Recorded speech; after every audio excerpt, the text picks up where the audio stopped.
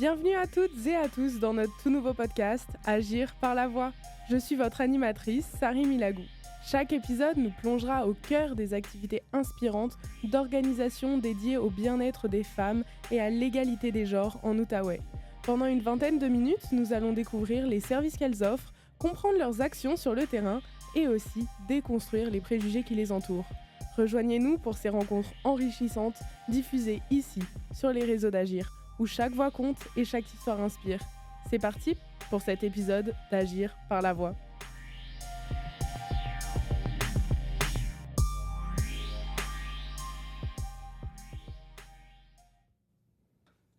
Merci d'accueillir notre nouvelle invitée. Bonjour, comment allez-vous? Allô, ça va bien, et toi? Merci, ça va très bien. Tu es à l'aise si on se tutoie? Oui, j'ai déjà entamé le pas, là, mais Super. il n'y a pas de problème. Merci beaucoup. Alors, est-ce que tu pourrais te présenter et l'organisation dans laquelle tu travailles? Oui, donc moi, je m'appelle Hélène. Je travaille comme agente de communication et d'animation au centre de femmes qui s'appelle l'Entre-Louise. On est situé dans le secteur de Hall à Gatineau. Super, merci. Est-ce que tu pourrais nous en dire un peu plus de détails sur l'historique et la création de votre organisme? Oui, donc l'Entre-Louise, c'est un organisme en fait qui a été créé dans les années 1980, dans la foulée en fait du mouvement féministe des années 1970. Donc, c'est plusieurs féministes en fait qui se sont regroupées ensemble parce qu'elles avaient le projet en fait de créer une maison de femmes.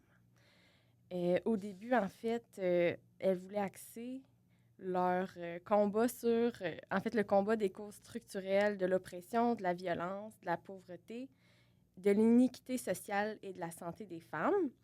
Puis, l'organisme a évolué. Puis, en 1985, elles ont vraiment entamé une démarche et elles ont révisé leur orientation par rapport à l'organisme. Puis, c'est devenu, en fait, leur but, en fait, c'est devenu d'offrir un lieu d'appartenance, d'aide, d'accompagnement et de mobilisation à toutes les femmes de la communauté. Ok, super. Et du coup, tu as parlé du mot centre de femmes. Est-ce que tu peux nous expliquer un peu plus ce que c'est un centre de femmes, justement, et en quoi l'Entre-Louise incarne ces principes? Oui, donc les centres de femmes, en fait, il y en a plusieurs au Québec. Il y a même un regroupement qui s'appelle l'Aire des centres de femmes, qui a été créé en 1985, qui regroupe beaucoup de centres de femmes, en fait, du Québec.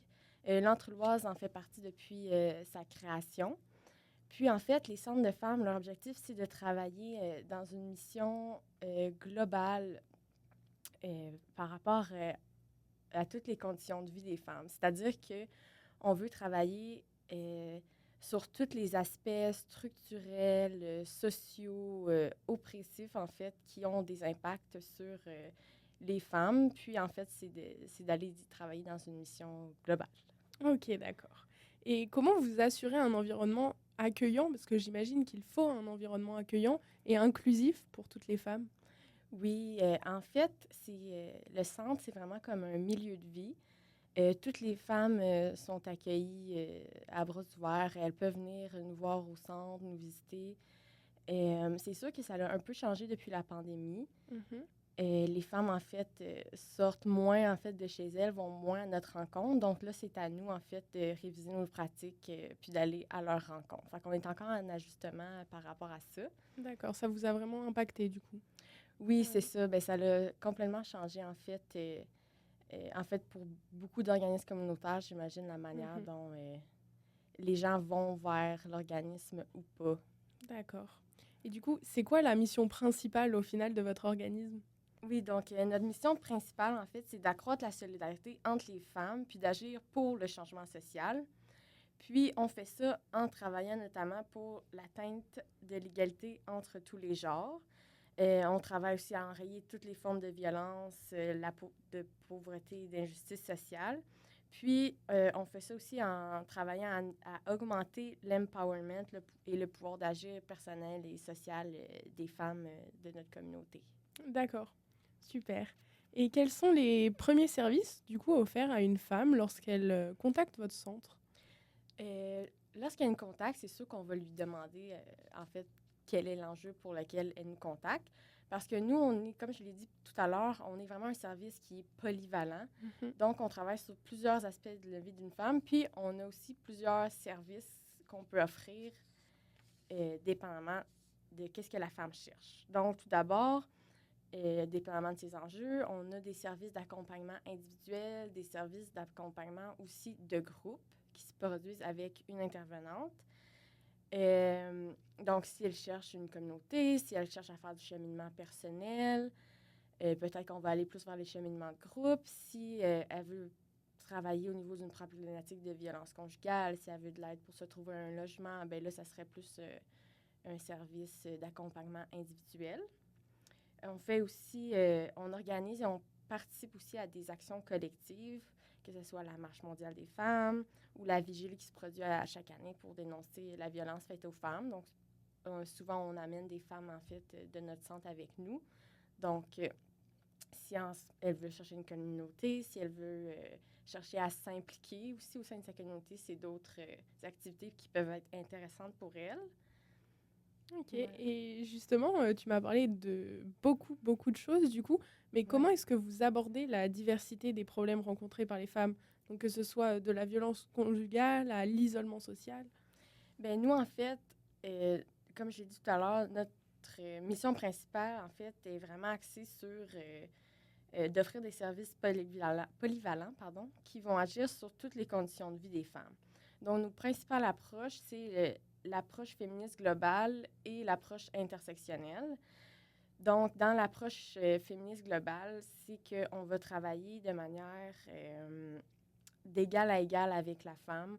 On ne se mettra pas, par exemple, dans une position où je suis l'intervenante et je t'aide. C'est vraiment de l'accompagnement. Puis, on cherche aussi à voir la femme dans son entièreté. C'est-à-dire, on ne voit pas juste l'enjeu pour lequel elle vient nous voir, mais on peut aller travailler au niveau social, mais aussi au niveau personnel, de toutes les choses qui ont des impacts sur sa vie. Puis, en fait, ensuite, au niveau intersectionnel, c'est de voir puis de comprendre que c'est pas toutes les femmes qui ont les mêmes réalités, dépendamment de toutes sortes d'oppressions. Donc, ça peut être le classisme, le racisme, le sexisme, le capacitisme. Oui, on le sait. Donc, c'est vraiment de voir la femme dans sa globalité. Je pense que c'est ça qui fait vraiment la spécification des centres de femmes. J'espère que je réponds à ta question. Oui, carrément. Et aussi, tu m'as parlé de programmes de groupe dans la question précédente. Est-ce que tu peux m'en décrire quelques-uns, tels que Cheminement par l'art, par exemple, ou d'autres? Oui, donc on a 3, en fait, groupes. Un de jour, un de soir, puis un que c'est soirée de filles. Donc, les 2 groupes s'adressent aux femmes âgées comme de 18 ans et plus. Puis le groupe soirée de filles, c'est un groupe pour les 14 à 17 ans. D'accord. Qu'on fait le soir. Puis, dans tous ces groupes-là, on fait beaucoup de cheminement par l'art, comme tu as mentionné. C'est-à-dire qu'au travers l'art, on va en fait faire des démarches de cheminement personnel avec les femmes. Donc, on utilise en fait l'art-thérapie, en fait.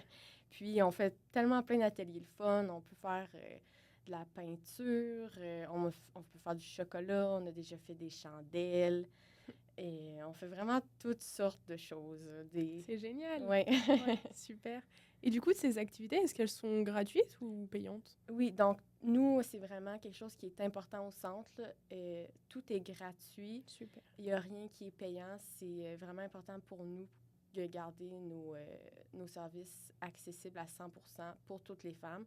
C'est d'ailleurs, je retourne à la question de tout à l'heure, là, c'est d'ailleurs une des choses qui fait en sorte que ça soit accessible. C'est ça, exactement, merci. Pas de souci. Et du coup, si je suis une fille, par exemple moi, et je veux te contacter pour rentrer, faire une de ces activités, comment faire? Est-ce qu'il faut se rendre sur place? Est-ce qu'il faut contacter via les réseaux sociaux, un numéro? On peut toujours se rendre sur place, mais l'idéal, ça serait juste de nous passer un coup de fil. Dépendamment qui va répondre, en fait, on va référer premièrement à l'intervenante parce qu'on demande, en fait, avant de faire partie des cheminements de groupe, on demande que la femme ait au moins une rencontre individuelle avec notre intervenante. Ça nous permet de juste apprendre à connaître la femme, de voir ses besoins. c'est ça. Ok. Et justement, est-ce qu'on peut y accéder juste comme ça ou est-ce que c'est plutôt justement du coup pour soigner un traumatisme précédent? Pourquoi vraiment aller ici? Aller dans notre Dans votre... organisme, Oui, participer à un groupe. ouais.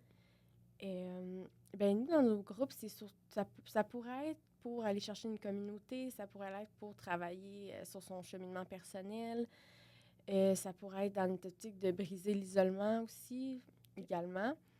Si on veut travailler sur vraiment un trauma, quelque chose, ça serait peut-être mieux en intervention individuelle.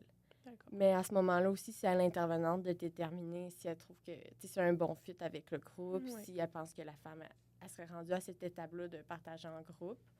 Parce qu'on a aussi des échanges aussi, évidemment. Là. Ok, d'accord.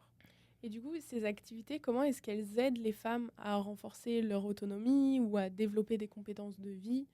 Bien, par la thérapie, par l'art, il y a beaucoup de femmes, en fait, qui se trouvent des talents créatifs. Puis, ça apporte toujours une fierté, je pense, aux femmes, Oui. puis nous-mêmes, parce qu'on y participe aussi, là, de créer quelque chose, tu sais. Puis souvent, il y a des symboles dans qu'est-ce qu'on essaie de créer. Tu sais, ça peut nous rendre fiers, ça peut nous permettre de dire « Ah, ça, c'est des choses que j'aime. » Donc, il y a ça à ce niveau-là. Ok. Non, c'est... Après, sinon, il y a les compétences de vie, mais je pense que c'est... Ah oui. Bien, est-ce que tu me permets de juste rajouter Oui, aussi? oui. Puis aussi, avec nos groupes, on participe, par exemple, à des actions collectives, comme je disais, Marche mondiale, Vigile pour la violence. Fait que ça aussi, ça permet de créer de l'autonomie, de briser l'isolement parce que ça fait en sorte que les femmes se sentent et ça leur donne l'opportunité plutôt d'être actives au sein de leur communauté, puis de participer à des événements ou à des causes qui les touchent. Donc, ça aussi, ça leur permet de voir qu'elles peuvent faire une différence, qu'elles peuvent faire Ouais. partie de... Super, Ok. bah, génial. Comment est-ce que vous arrivez à adapter vos interventions pour répondre aux besoins spécifiques de chaque femme? Car j'imagine que tout est différent, il y a des problèmes différents. Mhm. Bien, comme je veux pas trop me répéter, mais j'ai un peu parlé de nos approches, qui est l'approche féministe globale. Donc ça, c'est vraiment de voir la femme dans sa globalité, puis de travailler en fait avec l'enjeu qu'elle nous propose. Puis on n'hésite pas aussi à aller vers d'autres organismes. Il y a des choses qui sortent de notre champ de compétences. Nous, on peut juste être là aussi pour accompagner la femme vers un autre organisme, par exemple, pour aller vers une demande d'aide juridique. On peut l'aider à remplir les demandes, on peut l'accompagner. C'est vraiment selon ses besoins, puis on va s'adapter. D'accord. Et quel est l'impact social que vous visez à avoir au sein de la communauté? Oui, bien, j'en ai un peu parlé ça revient un peu à notre mission, mais c'est de travailler en fait pour accroître la solidarité entre les femmes, de travailler aussi pour le changement social, pour l'égalité entre les genres, puis c'est ça, de briser l'isolement, puis de travailler pour leur pouvoir d'agir personnel et social. D'accord, merci. Et toi, du coup, est-ce que tu rencontres des préjugés concernant ta mission ou est-ce que tu fais face à des défis quotidiennement? Bien, je pense un des préjugés qui revient souvent, puis je pense qu'il peut être semblable aussi pour d'autres organismes qui se disent féministes, c'est en fait la croyance selon laquelle on pense que les femmes féministes, ce sont des personnes qui sont enragées, qui sont fâchées, qui veulent détruire les hommes, puis qui veulent mettre en place une matriarcat. Il va vraiment falloir déconstruire ça parce que Oui, c'est une des ça. réponses qui me revient le plus Oui. souvent. Malheureusement.